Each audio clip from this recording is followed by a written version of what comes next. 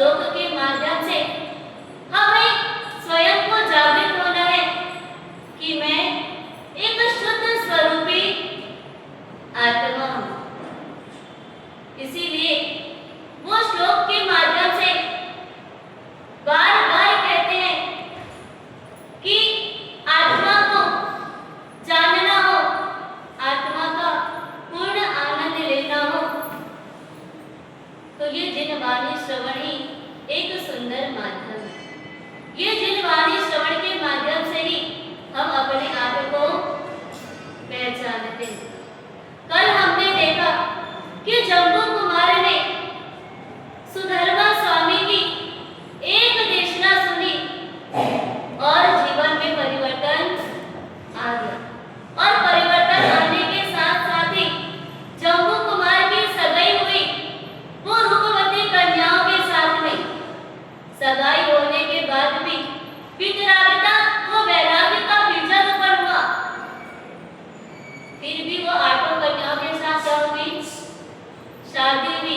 वो रूपवती कन्या है पर अंदर वे वैराग्य का बीज होने के कारण वो आठों कन्याओं को भी क्या कर रहे? उनके अंदर भी वो वैराग्य का भाव बना रहे। वो मधु बिंदु दृष्टांत के माध्यम से वो आठों पत्नियों के अंदर भी वैराग्य का बीजारोपण कर दिया गया। वो मधु बिंदु दृष्टांत हमने कितनी बार ही सुन लिया कि वो व्यक्ति झाड़ पर लटका हुआ है, नीचे कुआं है, कुएं के अंदर अजगर मुंह फाड़े बैठा हुआ है, ऊपर वो व्यक्ति जिस डाली से लटका हुआ है उस डाली को दो चूहे उतर रहे और शरीर पर अनेकों मधुमक्खियां डंक लगा रही। ऐसे दृष्टांत सुनते भी हैं और पिक्चर देखा हुआ होने से वो दृष्टांत, वो पिक्चर हमारे सामने आ जाता है। क्या उस व्यक्ति की तरह कभी आप घने जंगल में फंसे थे? वो व्यक्ति जैसे घने जंगल में फंसा, हाथी ने पीछा किया और वो झाड़ पर लटक गए, तो क्या हम भी ऐसे कोई घने जंगल में फंसे हैं? अभी इस लाइफ में फंसे क्या? कितने लोग उस व्यक्ति की तरफ फंसे जिनको भागना पड़ा, दौड़ना पड़ा और वो झाड़ पर लटके और वही कुआं नीचे अजगर मुंह फाड़े बैठा हुआ है। ऐसा किसी के साथ हुआ? किसी के साथ नहीं हुआ। मतलब आप लोग बचे हुए है ना, वो घने जंगल में फंसे हैं। आपको लगता है कि हम घने जंगल में फंसे नहीं, पर ज्ञानी भगवंत बार बार कहते हैं कि आप भी ये संसार रूपी अज्ञान रूपी अंधकार में उस घने जंगल में फंसे हुए हैं। और जब कषाय रूपी अजगर पीछा लगता है तब क्या करते व्यक्ति? जब यम रूपी हाथी पीछा लगता है तो व्यक्ति दौड़ते जाता है और उसको लगता है कि मैं किसी का सहारा ले लूं, तो वो वृक्ष का सहारा ले लेता है, यानी परिवार का सहारा लेता है। और नीचे वो बाण रूपी अजगर मुंह फाड़े बैठा हुआ है। विचार करो कि ऐसे दृश्य से, ऐसी घटनाओं से हम प्रतिपल फंस रहे हैं, पर बचने का कोई उपाय मन में नहीं आता। वो बचने का उपाय क्यों नहीं आ रहा है? वो कौन सा ऐसा मीठा स्वाद अपने को मिल रहा है कि हम चाह करके भी ये संसार से बाहर निकलना नहीं चाहते? कौन सा मीठा स्वाद आता है संसार में? मोह माया, यानी इतना मीठा स्वाद आता है। भले वो दिन भर में एक बार कोई प्रेम से बोल देता है तो लगता है कि संसार में सुख है, संसार में रहने जैसा है, पर हकीकत में देखें तो क्या है? संसार रहने जैसा नहीं है। प्रतिक्रमण में आप प्रतिदिन बोलते हो संसार दावानल, बोलते हो ना, संसार दावानल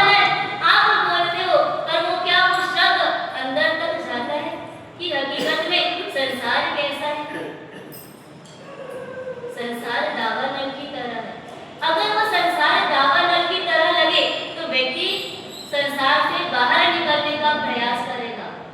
और संसार में वो आपको मोह माया रूपी जब मीठा मीठा स्वाद मिलता है तो आपको लगता है कि एक बूंद और वो रस का अनुभव कर लूं।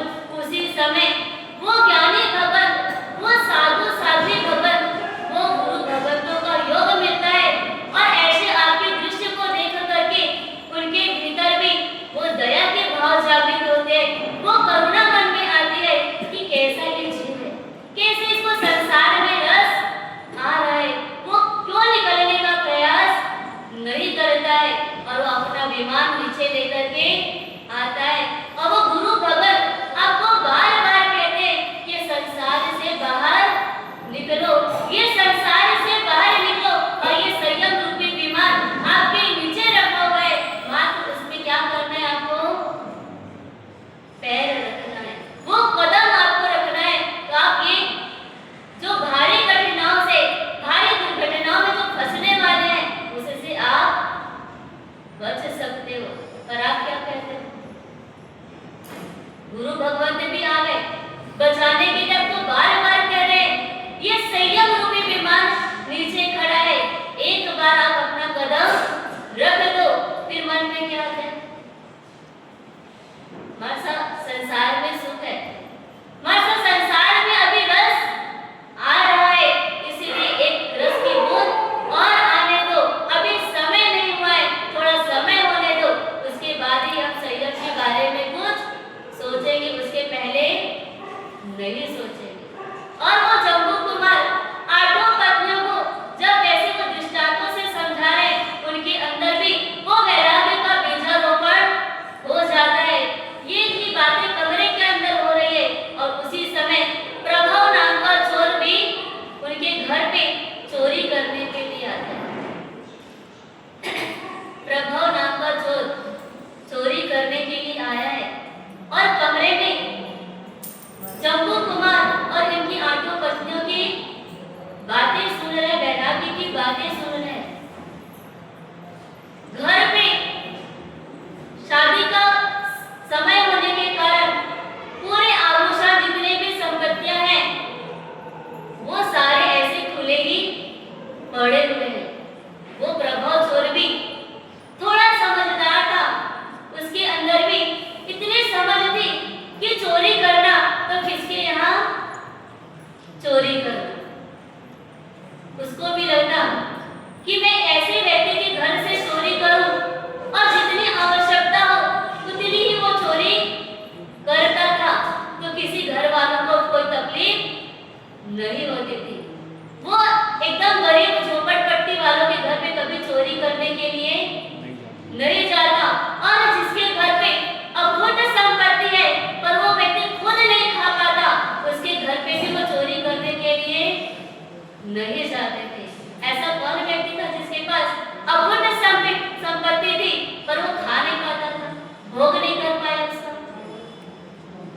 हाँ? कौन? मम्मन सेठ। यानी वो मम्मन सेठ के बारे में आपको पता है कि वो अखुद संपत्ति उसके पास है पर भोग नहीं कर पा रहा है, पर भोग नहीं कर पा रहा है, उसके पीछे कारण क्या था? मम्मन के बारे में पता है पर उसकी पूर्व की जानकारी, उसका पूर्व का भाव क्या था? गुरु भगवान मम्मन सेठ के घर पे गोचरी लेने के लिए आते। वो मम्मन सेठ के यहाँ पे मोदक बना हुआ है, लड्डू तैयार है, और जैसे ही गुरु भगवत को देखा वो गौराने का भाव भी आया, वो उदार मन भी बना और जितना बना हुआ था उतना लड्डू बहरा भी दिया। पर बहराने के बाद जो बोलते ना एक दाना थोड़ा सा बचा हुआ था, जैसे उसका टेस्ट लिया उसको लगा ये तो इतना अच्छा लड्डू बना था, मैं तो खा भी नहीं पाया, और पूरा का पूरा लड्डू वो गुरु भगवत को बहरा दिया। और वो पीछे पीछे मम्मन सेठ साधु भगत के पास जाता है और कहता है कि मैंने तो पूरा का पूरा लड्डू बहरा दिया, मैं तो मेरे लिए कुछ भी नहीं रखा हूँ, तो एक दर लड्डू मुझे आप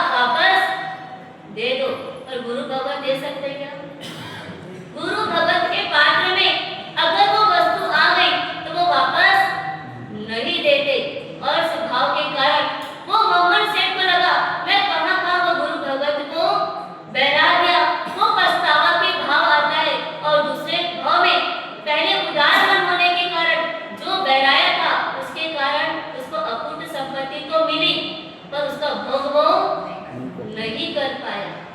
विचार करो, यदि टन भर जैसे उसके पास संपत्ति है पर वो भोग नहीं कर पा रहा, वो खाता क्या था? घमंड से। हाँ? सब कुछ है खाने के लिए घर पे, पर खाता क्या था? उबला हुआ चावला, वो भी एक कटोरी जितना, वो भी बिना तेल घी का, बिना मिर्च मसाला के वो खाता था। तो एंजल करता था क्या वो? हाँ? एंजल जितना उसको लाभ मिलता था? एक कटोरी जितना खा रहे, उबला हुआ जितना खा रहे, पर उसको वो एंजल का भी फल नहीं मिल रहा है। विचार करो, वो प्रभु चोर भी समझता है ऐसे व्यक्ति के घर पे अगर कोई है तो मैं उनके यहाँ से भी चोरी नहीं करूंगा। और वो जम्बू कुमार के यहाँ चोरी करने के लिए जाते हैं। पूरी संपत्ति ऐसी खोली पड़ी हुई है और वो उसके पास 2 विद्या होती है। उस विद्या में ऐसा है कि जितने भी लोग हैं उनको वो अस्वापिनी निद्रा दे सकता है। और तिजोरी में अगर ताला लगा हुआ भी है तो उसकी विद्या से वो ताला खुल भी सकता है। जैसे वो आया, देखा कि जम्बू कुमार 8 पत्नियों के साथ वार्तालाप कर रहा है और सबको अस्वापिनी निद्रा वो देता है, पर जम्बू कुमार को निद्रा नहीं लगती। वो 8 कन्याएं वो नींद में निद्रा देवी की गोद में समा जाती है। और इधर वो चोर चोरी करने के लिए थैला खोलता है और आभूषणों को, संपत्तियों को क्या कर रहा है? डाल रहा है। और इतने में जम्बू कुमार का ध्यान जाता है कि कोई चोर आया हुआ है और वो चोरी करके जाने वाला है। पर उसके अंदर वो ये तो सोचता है कल तो मैं ऐसे भी जैसे सूर्योदय होगा और मैं तो दीक्षा लेने वाला ही हूँ, तो जितनी संपत्तियां हैं उसको जाने दो। पर अंदर से एक विचार वापस आता है कि अगर ये संपत्ति लेकर चले जाएंगे तो मेरे जिन शासन के प्रति उंगली उठेगी, और जिन शासन के प्रति अगर कोई उंगली उठावे ये मुझे हरगिज पसंद नहीं। वो उंगली कैसे उठ सकती है? बोले कि जितनी संपत्तियां हैं, जितने आभूषण हैं, वो चोर तो चोरी करके ले गया। अब जम्बू कुमार क्या करेगा? अब उसके पास तो कुछ नहीं है, अब उसके पास दीक्षा ही चाह रहा है, तो वो दीक्षा लेने के लिए निकल गया। ऐसे भाव किसी के मन में ना आए, ऐसे विचार किसी के दिल में ना आए, इसके लिए उन्होंने क्या किया? वो स्तंभन विद्या से वो प्रभा चोर को भी क्या कर दिया? स्तंभित कर देते। अब वो देखते हैं कि 8 कन्या तो निद्रा में है, आखिर मेरे को स्तंभित करने वाला, मेरे को यहाँ स्थिर करने वाला कौन है? तो प्रभा चोर का ध्यान जम्बू कुमार की तरफ जाता है। और जम्बू कुमार चल तो पार भी रहे, स्थिर होकर के खड़े होने की, चलने की ताकत नहीं है। वो घसीटते घसीटते वो जम्बू कुमार के पास वो प्रभा चोर आता है और हाथ जोड़ करके विनती करता है कि मेरे पास 2 विद्या है, वो 2 विद्या मैं आपको देता हूँ और आपके जो पास स्तंभन विद्या है वो विद्या आप मुझे दे दो। जम्बू कुमार सोचते हैं जो लेने के लिए आया है उसे तो खाली हाथ नहीं लौटाना चाहिए, उसे कुछ न कुछ देना ही चाहिए। पर जम्बू कुमार कहते हैं मेरे पास ऐसी कोई विद्या नहीं है, मैं तो मात्र नकार मंत्र को स्मरण कर रहा था और उससे तो क्या हो गए? स्तंभित हो गए। और वो नकार मंत्र का जाप वो प्रभा चोर को भी दिया जाता है और वो वैराग्य की बातें सुनकर, नकार मंत्र का श्रवण कर, नकार मंत्र के भावों को जानकर उसके अंदर भी क्या होता है? वो वैराग्य के भाव जागृत हो जाते हैं। जैसे जम्बू कुमार दीक्षा लेने के लिए निकलते हैं,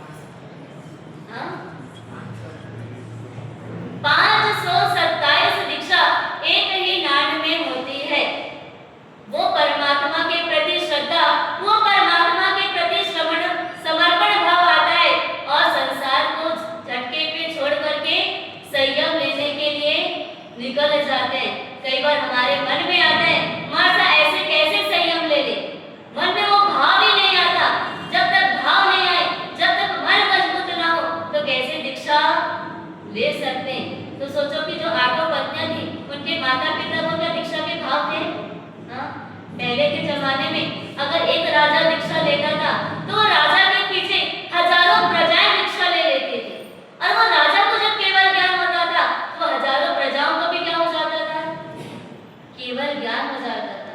उसका कारण क्या? हाँ, क्या कारण हो सकता है? राजा ने तो मान से लिया, राजा के अंदर वो भाव आए संयम लेने के लिए, वो भाव से संयम लिया, और भाव से संयम लेने के कारण चलो केवल ज्ञान हो गया, पर उनके पीछे जो हजारों प्रजाएं दीक्षा ले रही है वो तो बिना भाव के दीक्षा लिए, वो बिना भाव के दीक्षा लेने पर भी उनको केवल ज्ञान कैसे हो? सरल थी, उनके अंदर रिजुता थी। जो राजा कह दे वो हमको करना है, राजा जो कह दे जैसा कह दे वैसा काम हमको करना है। ये सरलता के कारण वो रिजु गति से क्या हो जाते हैं, उनको केवल ज्ञान की प्राप्ति हो जाती है। तो केवल ज्ञान के लिए, सर्वज्ञ बनने के लिए क्या चाहिए? कौन सा गुण चाहिए?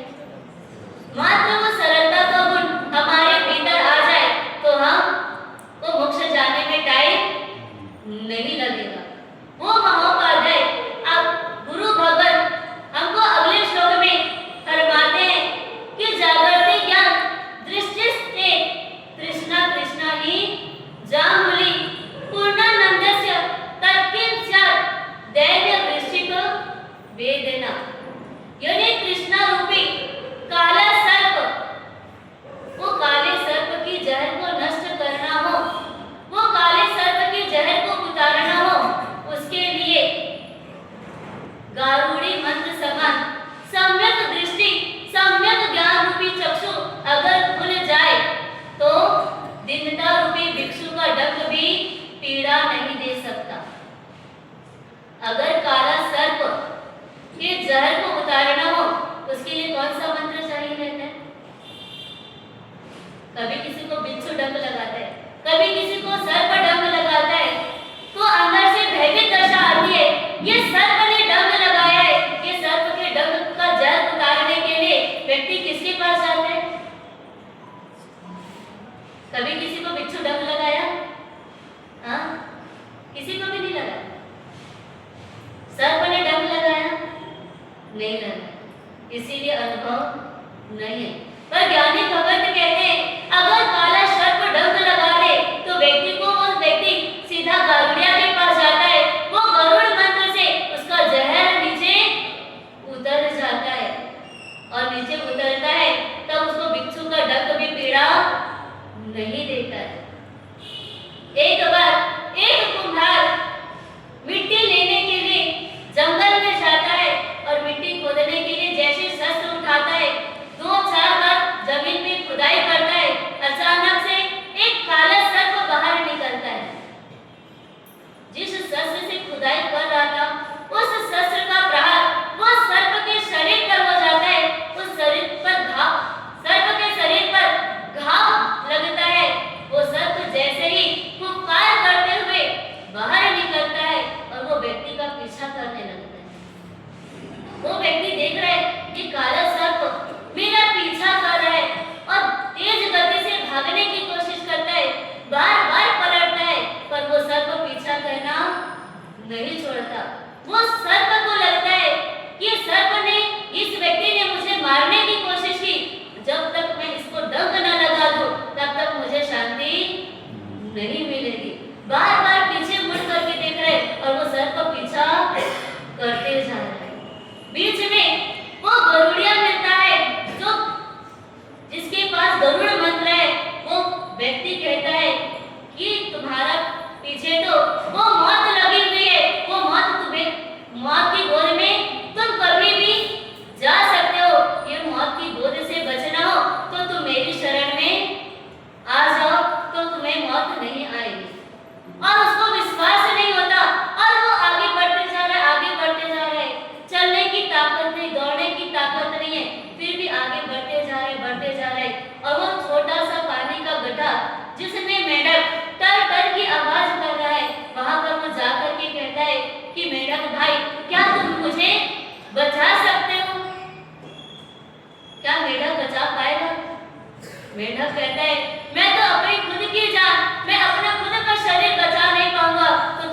क्या बचा सकता हूँ, और वो मेढक की मुंह की पात्र बन जाता है। विचार करो, ऐसी घटना हमारे साथ भी घटती है। बार बार ज्ञानी भगवत कहते हैं कि ये संसार कैसा है, ये काला सर्प की तरह है। ये तृष्णा कैसी है, तृष्णा जब पीछा लगती है तो व्यक्ति भागते जाता है, पर तृष्णा छोड़ती है क्या? तृष्णा छोड़ती नहीं, और उल्टा ऐसा होता है कि तृष्णा के पीछे व्यक्ति भागते जाता है, और एक दिन तृष्णा भी क्या करती है, अपने गोद में इसको ले लेती है। पर बीच में अगर गुरु भगवत भी मिले, गुरु भगवत बार बार कहते हैं कि तुझे अगर तृष्णा से बचना है तो वितराग परमात्मा की शरण ले लो। तुम्हारे खुद के अंदर वो मंत्र है, वो शक्ति है, अनंत ज्ञान, अनंत दर्शन, अनंत चारित्र रूप आपके अंदर वो शक्ति है। वो शक्ति से बच तुम स्वयं सकते हो। किसी की गोद में जाने की आपको जरूरत नहीं, किसी की शरण में आपको जाने की जरूरत नहीं है। पर व्यक्ति के अंदर स्वयं का खजाना को व्यक्ति खोल करके देख नहीं पाता। अनादि काल से उस आत्मा के अंदर वो खजाना पड़ा हुआ है, और वो व्यक्ति क्या करके रखा है, वो खजाने को क्या करके रखे आप लोग? हर आत्मा के अंदर अनंत ज्ञान, अनंत दर्शन, अनंत चारित्र शक्ति है। ये अद्भुत खजाना उस व्यक्ति के अंदर है, पर वो व्यक्ति पहचान नहीं पा रहे, वो खजाना को खोल नहीं पा रहे। क्यों? क्योंकि उसके बाहर के पर पदार्थों में उसको सुख की अनुभूति मिल जाती है, और वो क्षणिक सुख के लिए उसी में ही वो मस्त हो जाता है। पर अनादि काल के जो तिजोरी में जो माल भरा हुआ है, अगर वो माल को खोल करके देख ले तो अनादि काल की जो यात्रा कर रहा है, अनादि काल के जो दुखों को वो सहन कर रहा है, वो दुखों को भी क्या कर सकता है, वो दूर कर सकता है। पर वो उसके अंदर वो मात्र क्या करना है, वो जिनवाणी के माध्यम से वो चाबी आपके पास दे दी जा रही है। वो चाबी से आपको क्या करना है, आपकी वो तिजोरी को खोल करके देखना है। वो तिजोरी को जब आप खोल करके देखोगे, अंदर से इतना पछतावा होगा कि मैं अब तक क्या कर रहा था, अब तक मैंने बाहरी पदार्थों के पीछे भागा था। मेरे खुद के अंदर तो इतनी ज्ञान शक्ति है, इतने संपत्तियां हैं, इतनी रिद्धि है, मुझे किसी के दरबार में जाने की आवश्यकता ही नहीं थी। एक भिखारी रेलवे स्टेशन पर भीख मांग रहा है, जब कोई दे देता तो खुश हो जाता, और नहीं देता तो आगे बढ़ते जाता। किसी को दया आती तो 2, 4, 5 रुपए उसको दे देते, पर किसी को दया नहीं आती तो क्या करते, चल आगे चल करके उसको भगा देते। पर एक बार वो भिखारी व्यक्ति ज्योतिष व्यक्ति के पास हाथ फैलाता है, भीख मांगता है। ज्योतिष की नजर जैसे उस भिखारी के हाथ पर पड़ती है, और तुरंत वो ज्योतिष कहता है, तुझे शर्म नहीं आती भीख मांगते हुए? वो भिखारी को लगता है कि भीख मांगने में शर्म किस बात की, मेरे पास नहीं है तो मैं भीख मांग रहा हूँ, क्षुधा पूर्ति करने के लिए भीख तो मांगना ही पड़ेगा। वो ज्योतिष कहता है, तेरे घर पे, तेरे झोपड़े पे ही करोड़ों की संपत्ति रखी है, और तुझे भीख मांग रहा है, तुझे भीख मांगने में शर्म नहीं आती? वो भिखारी कहता है, भाई देना हो तो दो, नहीं देना हो तो इस प्रकार की बातें मत करो, मेरे पास कोई संपत्ति वगैरह नहीं है। अगर संपत्ति होती तो मैं इतने सालों से भीख थोड़ी मांगता। आसपास में रहने वाले लोग भी कहते हैं, कहाँ ये ज्योतिष भाई ये भिखारी के पाले पड़ रहा है, इसके साथ बहसबाजी कर रहा है। पर एक सज्जन व्यक्ति आता है और कहता है कि चलो इसकी झोपड़ी पे ही जाकर के देख लेते हैं, और वो भिखारी को लेकर के वो नदी के किनारे उसकी झोपड़ी, वहां पर वो लेकर के जाता है। जैसे ही झोपड़ी में पैर रखता है और उसको समझ में आता है कि ये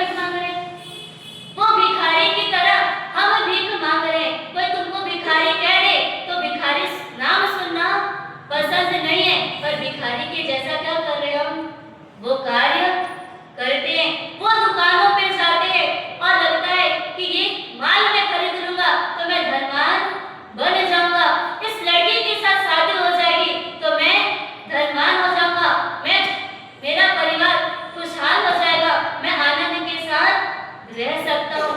पद के पास जाता है, प्रतिष्ठा के पास जाता है, पर कहीं पर भी उसको आनंद मिलता नहीं है, क्योंकि हमारा कटोरा किसके जैसा है?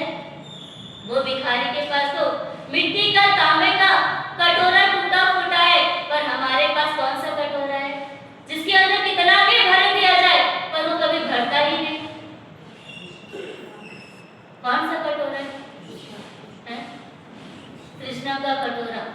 वो मन का कटोरा इतना बड़ा है कि दिखने में छोटा लगता है, पर जितना डाला जाए वो भरता भी नहीं है। वो वस्त्र से भिखारी है, पर हम विचारों से भिखारी। ज्ञानी भगत कहते हैं कि आप अपनी नजर एक बार अपनी तरफ करके देखो, हजारों लाखों अरबों अमूल्य खजाना आपके भीतर पड़ा हुआ है। अगर एक बार वो खजाना मिल जाए, बताओ वो भिखारी को एक घड़ा मिल गया, करोड़ों की संपत्ति, अरबों की संपत्ति मिल गई, क्या अब वो भीख मांगेगा? भीख मांगेगा? वो उसका भीख मांगना बंद हो जाता है। वैसे ही हमारे भीतर अनंत शक्ति है, अनंत ज्ञान खजाना पड़ा हुआ है। ये एक बार पता चल जाए तो किसी के सामने हाथ फैलाने की आवश्यकता, वो दिनतागिरी करने की आवश्यकता पड़ेगी? वो कभी भी नहीं पड़ेगी। तो ये आचार्य उपाध्याय भगत बार बार कहते हैं, एक बार अपने भीतर झांको, एक बार अपने अंदर झांक करके देखो, हजारों अनेकों अमूल्य खजाना आपके भीतर पड़ा हुआ है, और एक बार वो खजाना मिल जाए, एक बार वो खजाने की अनुभूति हो जाए तो ये संसार से छुटकारा मिल जाएगा।